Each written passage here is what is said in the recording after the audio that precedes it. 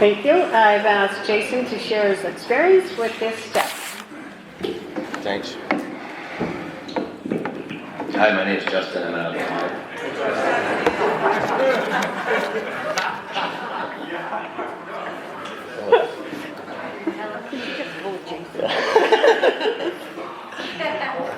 I've been through the process with the help of a Big Book Step Study sponsor, a higher power I call God. Meetings like this, people like you, I still have some amends to make, and I practice the steps every day. So thank you for asking me to be here, Karen, and thank you all for being here. This place is, this is my home group. I mean, I've been coming here for almost 7 years, and I came in like on a Friday night. I got out of a treatment center. I was in a 28-day treatment center, and they told me, try to get to a meeting right away. So I got in here the next morning. And so this was basically my first real AA meeting I was in was a Big Book Step Study meeting, which, I mean, I can't even tell you how grateful I am for that. Like, the fact that I heard this, like, right out the gate, like, right away, was put into a situation where there was a real solution, and I was told to, like, experience all the different types of, can you guys hear me okay? Okay. So I was told to, like, experience all the different types of meetings, speaker meetings, this and that, and I didn't really know Worcester, so still going around, I kind of know where things are by, like, where the meetings were, and I didn't hear a solution in other places that I heard here, and right away it felt like, in treatment they told me, you got to do the steps, you got to get to the causes and conditions. And I had no idea what they were talking about. I didn't really even understand what the steps were at that point. But coming here every week, and I got a sponsor right away and started working, doing the reading and everything. And so again, I feel truly, truly, truly grateful that right out the gate, I was put in a position where I felt like the solution was going to be what I was focused on, not drunkalogs or whatever else. Because I got here just like everybody else in this room, right? I mean, I started drinking when I was like 14.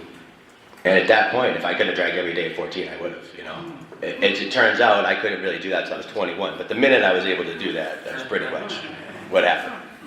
So, along the way, I got in as one of the first things it talks about here is, now the domestic problem. There may be divorce, separation, or just strange relations. Well, I went through a divorce last year.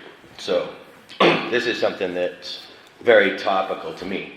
And I was, also I had a therapist that I still see that was very helpful in my recovery as well, because processing a lot of the stuff that came up in the fourth step especially was, I mean, I have an awesome sponsor and everything, but there were some parts of the other parts of this where I felt like there was some other help that I needed there. And when I was talking with this person who's been working with addicts for a couple decades, and she told me, that's great, you're in step study, you're doing the right things, this and that, and I said, yeah, I mean, I'm really hoping this, saves my marriage. And she said, some marriages won't survive sobriety. They survive alcoholism, but they won't survive sobriety. And I said, yeah, but that's not gonna happen to me. I laughed at it. I was like, there's just no way. I said, if I do all of this stuff, if I do these steps, I change everything in my life. And I did change everything in my life. That, how could this possibly fail, right? And what I found, my experience with that was that we had two people, myself and my wife, that were both in like a survival mode, And she was around this alcoholism for her whole life too, you know what I mean? Like her growing up, she was around this. Why she didn't run when she saw my antics, And it was like, once you had this, so you had this relationship that was this way, that was incredibly dysfunctional, mostly because of my drinking and stuff like that, but it also was very, I guess you could say, like, I really thought that if someone, like, because I was pretty full of it, you know, like when people would say, you know, I'd get in trouble every once in a while and say, I'm going to quit drinking, or I'm going to do this or that, you know. Or liver enzymes are high, the doctor tells you to knock it off, whatever, right? So you take little breaks, everything calms down. But when I quit, and I was 40 when I quit, and I was like, I was done, man. I couldn't do this one more day. I was freaking done with it. And I was like, just tell me what to do. I came in here, I said, literally tell me what to do. I was so happy to have a sponsor that just said, okay, one step at a time, one day at a time, do this. Don't have to think about anything else. Don't have to worry about 10 steps from now. Just come in and do this. And I did. And as I changed, things at home did get better. They did. You know, at first, it was like a demonstration that my wife hadn't seen before. She'd seen me talk a lot of stuff about quitting and I'm sorry and all of that stuff, you know.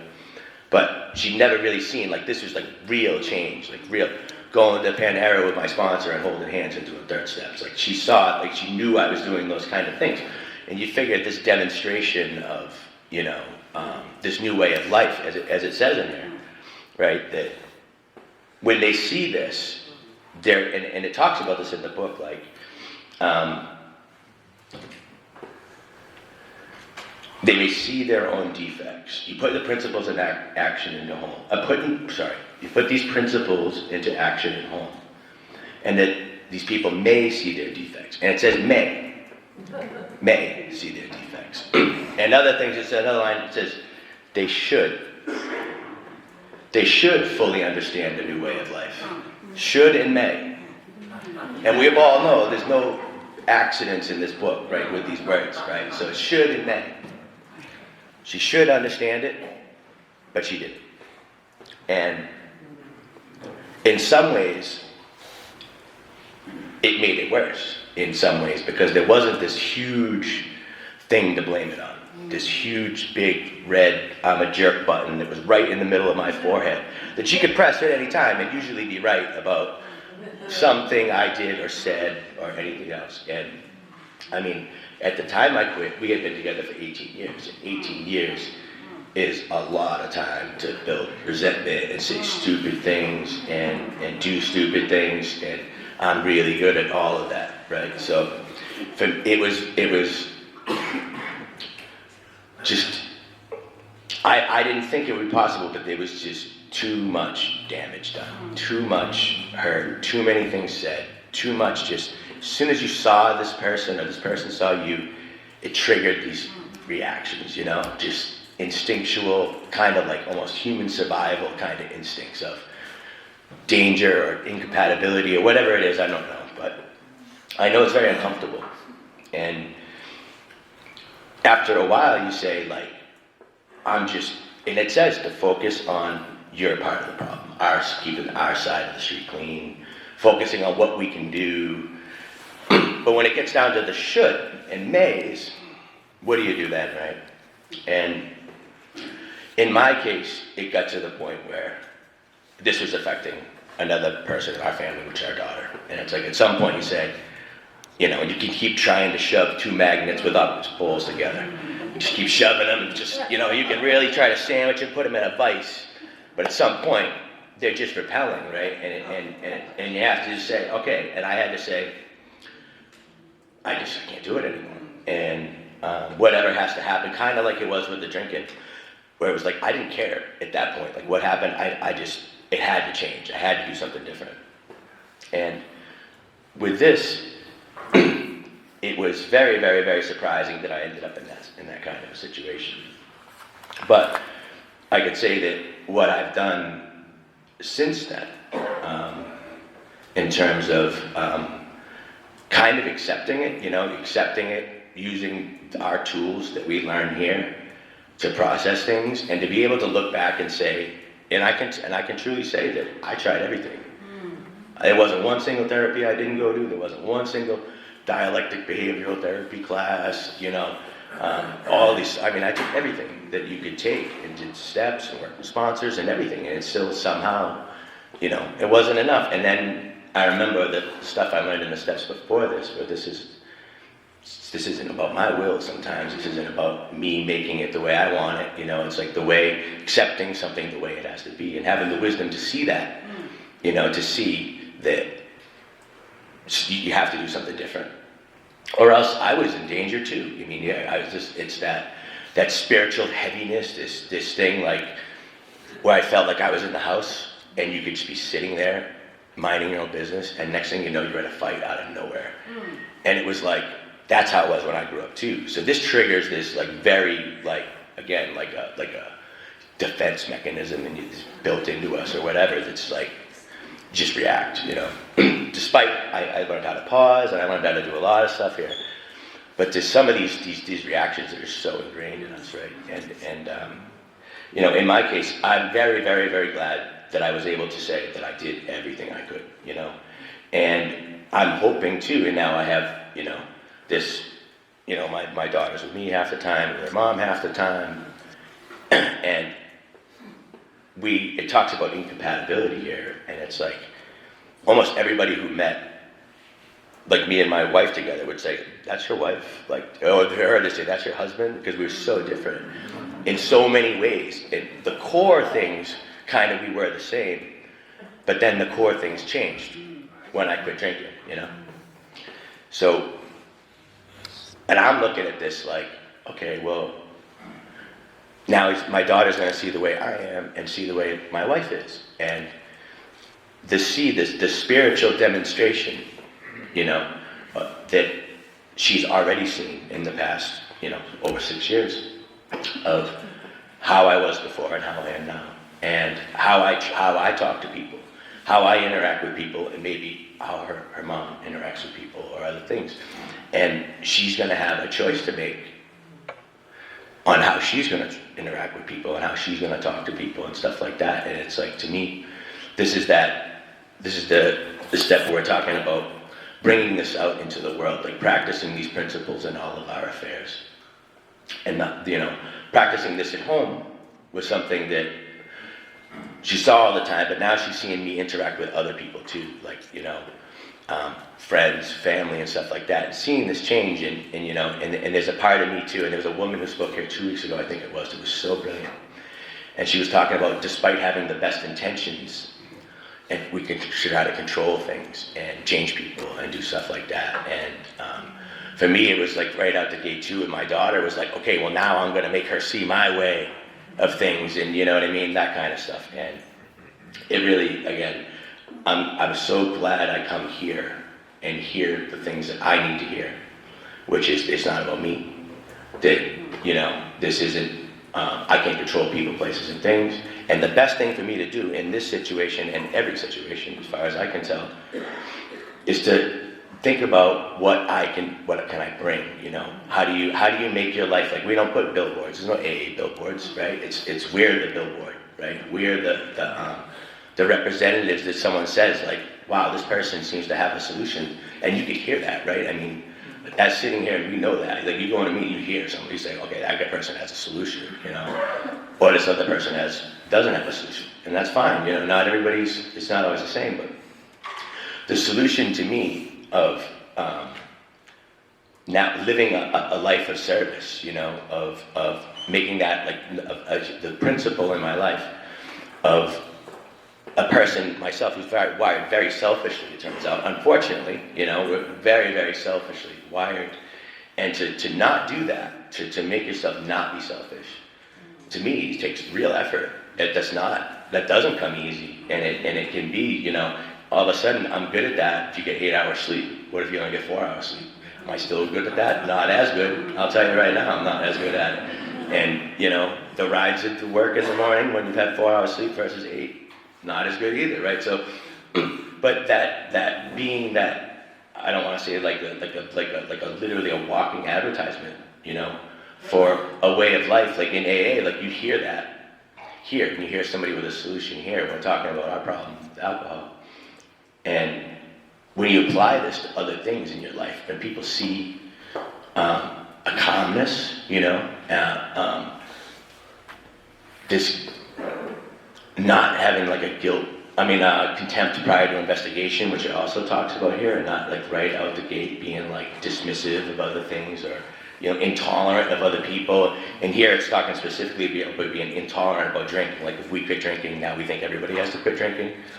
No, it's not really like that at all, right? But carry this out into the world. I looked at it like it really is like you're a walking advertisement for not just our way of life with alcohol, but in just a life of service in general. And trying to be a good person in general, and trying to when you know somebody's moving, offer to help instead of making a mask, just little stuff that, and when I do those kind of things, and believe me, I learned that here. There's no other place in the world. I don't know where else I would have learned that, but I learned that here, that thing that I would get from helping somebody move is better than anything I could have ever.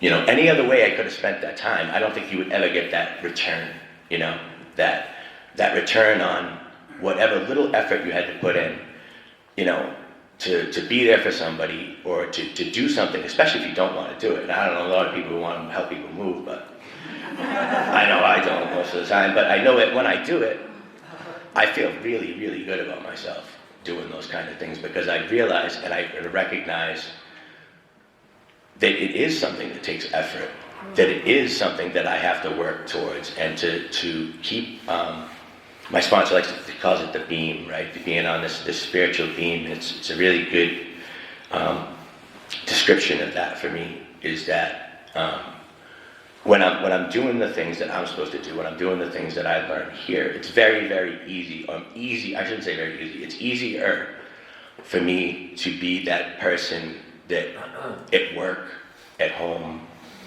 anywhere, whatever I'm doing, to be that person that you say, yeah, I want to be around that guy. Or that person has an answer, So if they do, and most people, I don't advertise that I'm an alcoholic, but most people who know me knew, and they know now, right? For sure, that I was an alcoholic. But the people who don't know, I still think you can have that same effect, right, on people, and you can still be that calming, tolerant, thoughtful person kind of everywhere I go. And I try to be. And again, like I said, I don't get enough sleep, someone hurts my feelings, I'm doing something I don't want to do, all of those things.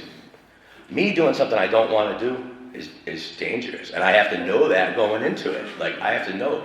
And I got to sit in my solution to that I learned here was to pray before I go in there and sit in the parking lot and say, okay, I'm going to have to go in here, and I got to keep my mouth shut. And I have a real hard time doing that, so please, God, help me keep my mouth shut. And when I do that, it works. Not sometimes, every time. That works. If I go in there, if I don't do that, that doesn't necessarily mean I'm going to become myself again. And just, it definitely means this still could happen, this little delay that's built in there now, kind of after years of doing this. This kind of becomes like a new way of thinking. But for sure, if I want to be that person, like especially now when I think about my daughter, right? And I think about like how she's gonna see me, how she's gonna see this, right? This is gonna kind of be the template, that she's gonna say, like what she saw for the first part of her life was an incredibly kind of dysfunctional marriage, right? And that's what she's gonna think. And that was the other part of the reason why I couldn't do it anymore, is that I wanted to see what a kind of like a normal one looks like. So she knows what to expect, and she knows what not to tolerate, and she knows if some guy says something to her, she should walk immediately. You know what I mean?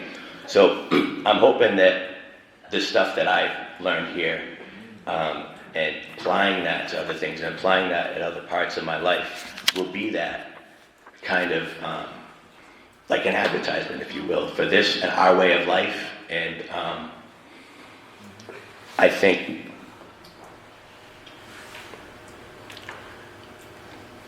one of the things it also talks about is being around drinking now, like going and being in places where there is drinking, or being around people that do drink, And for me, I was terrified of when I quit drinking. I was in a job where I had to travel occasionally, and the travel time for me was like huge party time. It's why I had a job where I traveled, honestly. It was like, I'm gonna get out of here. I traveled around to like colleges and universities throughout the country. It was devastating, you know what I mean? Like, so this thing of, man, I totally lost my train of thought there. I hate getting nervous.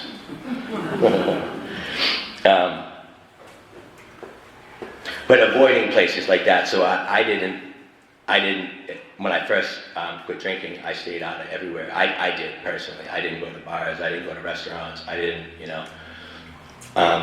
I didn't at all.